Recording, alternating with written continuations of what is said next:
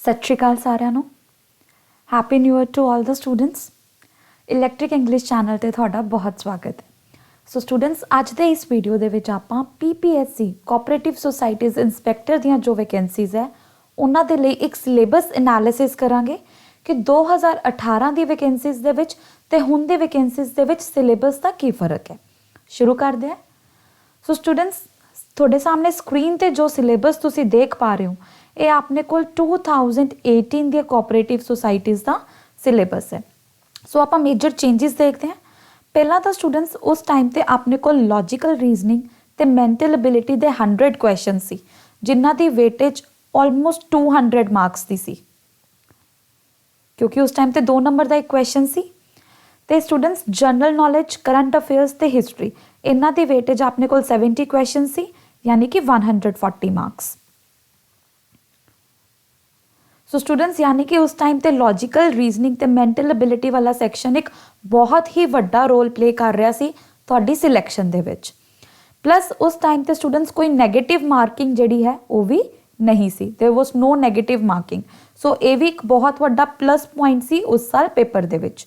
ਹੁਣ ਤੁਸੀਂ ਇਸ ਸਾਲ ਦੇਖੋ ਸਟੂਡੈਂਟਸ, ਇਸ ਸਾਲ ਸਟੂਡੈਂਟਸ ਪੇਪਰ ਦੇ ਵਿੱਚ ਇੱਕ ਮੇਜਰ ਚੇਂਜ ਹੈ। ਫਰਸਟ ਥਿੰਗ ਤਾਂ ਇਹ ਕਿ 170 ਤੋਂ ਘੱਟ ਕੇ ਕੁਐਸਚਨਸ ਆਪਣੇ 120 ਰਹਿ ਚੁੱਕੇ ਹੈ। ਸੈਕਿੰਡ ਸਟੂਡੈਂਟਸ, ਇੱਕ ਕੁਐਸਚਨ 4 ਨੰਬਰ ਦਾ ਹੋ ਚੁੱਕਿਆ ਹੈ, right.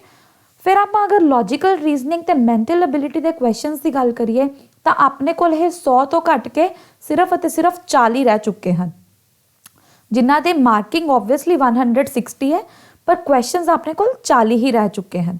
Secondly students, general knowledge, current affairs ਤੇ ਨੈਸ਼ਨਲ ਤੇ ਇੰਟਰਨੈਸ਼ਨਲ ਇੰਪੋਰਟੈਂਸ, ਇਹ ਜਿਹੜਾ ਸੈਕਸ਼ਨ ਆਪਣੇ ਕੋਲ ਇਸ ਦੇ ਜਿਹੜੇ ਕੁਐਸਚਨਸ ਹਨ ਇਹ 70 ਤੋਂ ਵੱਧ ਕੇ ਆਪਣੇ ਕੋਲ 80 ਹੋ ਚੁੱਕੇ ਹਨ, ਯਾਨੀ ਕਿ 10 ਕੁਐਸਚਨਸ ਵੱਧ ਚੁੱਕੇ ਹਨ ਇਸ ਸੈਕਸ਼ਨਸ ਦੇ ਵਿੱਚ। ਪਰ ਅਗਰ ਆਪਾਂ ਇਸ ਸਾਲ ਦੇ ਦੋਨੋਂ ਸੈਕਸ਼ਨਸ ਨੂੰ ਕੰਪੇਅਰ ਕਰੀਏ ਤਾਂ ਆਲਮੋਸਟ ਇਹ ਵਾਲੇ ਸੈਕਸ਼ਨ ਦੀ ਜਿਹੜੀ ਵੈਲਿਊ ਹੈ ਉਹ ਲੌਜੀਕਲ ਰੀਜ਼ਨਿੰਗ ਨਾਲੋਂ ਡਬਲ ਹੋ ਚੁੱਕੀ ਹੈ, ਰਾਈਟ।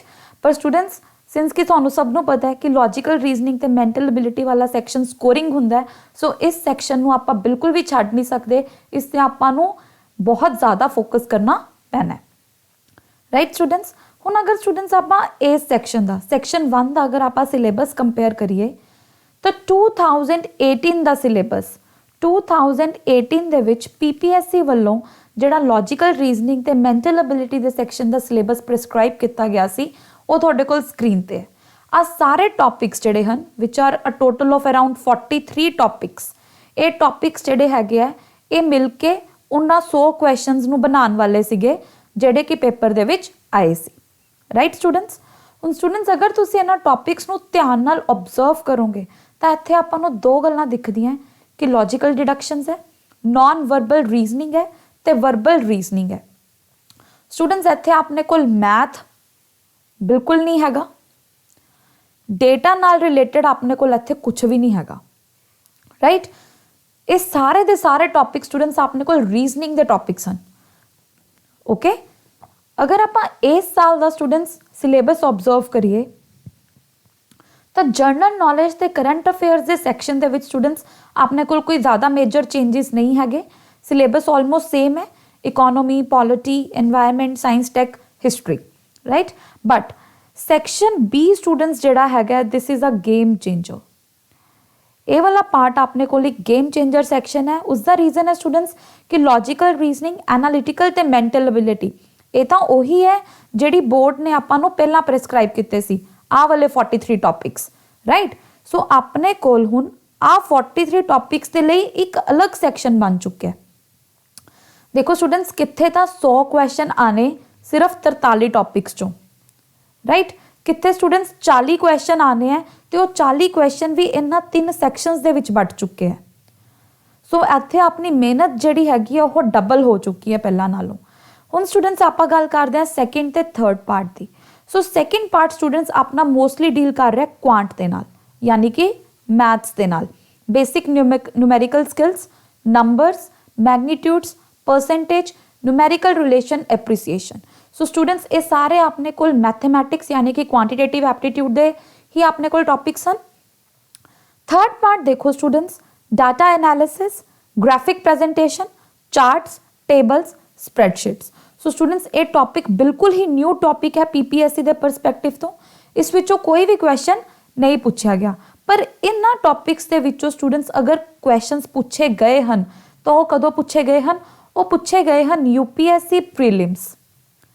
यूपीएससी ਪ੍ਰੀਲਿਮਸ ਦਾ ਜਿਹੜਾ ਪੇਪਰ 2 ਆਪਣੇ ਕੋਲ ਹੁੰਦਾ ਸਟੂਡੈਂਟਸ, ਪੇਪਰ 2 ਹੁੰਦਾ ਆਪਣੇ ਕੋਲ CSAT ਦਾ ਪੇਪਰ, ਜਿਸ ਵਿੱਚ ਸਾਰੇ math, reasoning, English etcetera subjects ਤੋਂ ਕੁਐਸਚਨ ਹੁੰਦੇ ਹਨ।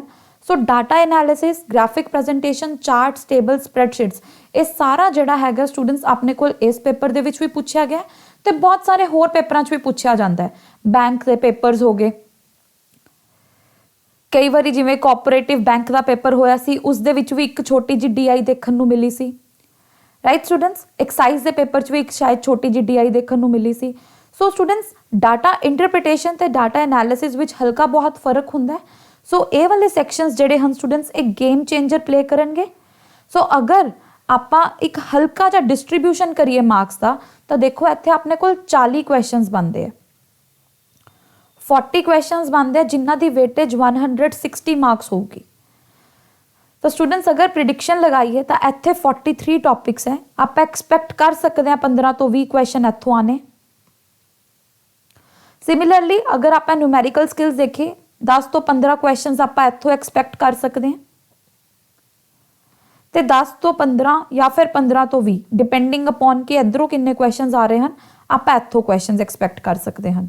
ਹੁਣ ਸਟੂਡੈਂਟਸ ਅਗਰ ਇੱਥੋਂ ਰੀਜ਼ਨਿੰਗ ਚੋਂ 20 ਕੁਐਸਚਨ ਆਉਂਦੇ ਹੈ ਤੇ ਮੈਥ ਚੋਂ ਕੱਲੇ B ਪਾਰਟ ਚੋਂ ਕੋਈ ਵੀ ਕੁਐਸਚਨ ਨਹੀਂ ਆਉਂਦਾ, ਤਾਂ ਸਟੂਡੈਂਟ ਸਿੱਧਾ ਡਾਟਾ ਐਨਾਲਿਸਿਸ ਚੋਂ ਵੀ 20 ਕੁਐਸਚਨ ਆ ਸਕਦੇ ਹਨ। ਉਸ ਦਾ ਰੀਜ਼ਨ ਇਹ ਹੈ ਕਿ ਮੰਨ ਲਓ ਆਪਾਂ ਨੂੰ ਕੋਈ ਵੀ ਡੇਟਾ ਜਾਂ ਕੋਈ ਵੀ ਗ੍ਰਾਫ, ਟੇਬਲ, ਕੁਝ ਵੀ ਉਹਨਾਂ ਨੇ ਆਪਾਂ ਨੂੰ ਸੋਲਵ ਕਰਨ ਨਾ ਦੇਣਾ, ਤਾਂ ਟੇਬਲ ਦੇ ਵਿੱਚ ਉਹ ਪਰਸੈਂਟੇਜ ਦੇ ਟੌਪਿਕ ਦਾ ਯੂਜ਼ ਵੀ ਕਰਕੇ ਟੇਬਲ ਦੇ ਸਕਦੇ ਹਨ, ਪ੍ਰੋਫਿਟ ਐਂਡ ਲਾਸ ਦਾ ਯੂਜ਼ ਕਰਕੇ ਵੀ ਆਪਾਂ ਨੂੰ ਟੇਬਲ ਦੇ ਸਕਦੇ ਹਨ, ਸਪੀਡ, ਟਾਈਮ ਦਾ ਯੂਜ਼ ਕਰਕੇ ਵੀ ਆਪਾਂ ਨੂੰ ਟੇਬਲ ਦੇ ਸਕਦੇ ਹਨ, ਰਾਈਟ ਸਟੂਡੈਂਟਸ। ਸੋ ਕਹਿਣ ਦਾ ਮਤਲਬ ਇਹ ਹੈ ਕਿ ਸੈਕਸ਼ਨ 2 ਤੇ ਸੈਕਸ਼ਨ 3 ਦੋਨਾਂ ਨੂੰ ਕੰਬਾਈਨ ਕਰਕੇ ਵੀ ਕੁਐਸਚਨ ਬਣ ਸਕਦੇ ਹਨ, ਰਾਈਟ ਸਟੂਡੈਂਟਸ, ਕਿਉਂਕਿ 4 ਨੰਬਰ ਦਾ ਇੱਕ ਕੁਐਸਚਨ ਹੈ ਸਟੂਡੈਂਟ, ਤੇ ਆਪਾਂ ਇਸ ਨੂੰ ਫੋਰ ਗ੍ਰਾਂਟਡ ਬਿਲਕੁਲ ਵੀ ਨਹੀਂ ਲੈ ਸਕਦੇ। 4 ਨੰਬਰ ਦੇ ਵਿੱਚ ਆਪਾਂ ਨੂੰ ਔਖਾ ਕੁਐਸਚਨ ਵੀ ਦੇਖਣ ਨੂੰ ਮਿਲ ਸਕਦਾ ਹੈ, ਜਿਸ ਨੂੰ ਸੋਲਵ ਕਰਨ ਤੇ ਆਪਾਂ ਨੂੰ 5-6 ਮਿੰਟ ਲੱਗ ਰਹੇ ਹੋਣ। ਓਕੇ, ਸੋ ਸਟੂਡੈਂਟਸ ਇਹ ਸੀ ਇੱਕ ਸਿਲੇਬਸ ਐਨਾਲਿਸਿਸ ਛੋਟਾ ਜਿਹਾ, ਜਿਸ ਦੇ ਵਿੱਚ ਆਪਾਂ ਨੂੰ ਇਹ ਸਮਝ ਆਇਆ ਕਿ ਆਪਾਂ ਨੂੰ ਸੈਕਸ਼ਨ 3 ਤੇ 2 ਇਹਨਾਂ ਤੇ ਬਹੁਤ ਜ਼ਿਆਦਾ ਮਿਹਨਤ ਕਰਨੀ ਹੈ, ਕਿਉਂਕਿ ਇਹਨਾਂ ਵਿੱਚੋਂ ਆਪਣੇ ਮੈਕਸਿਮਮ ਕੁਐਸਚਨਸ ਬਣਨ ਦੇ ਪੂਰੇ ਚਾਂਸਸ ਹਨ, right students. So all the best students, thank you.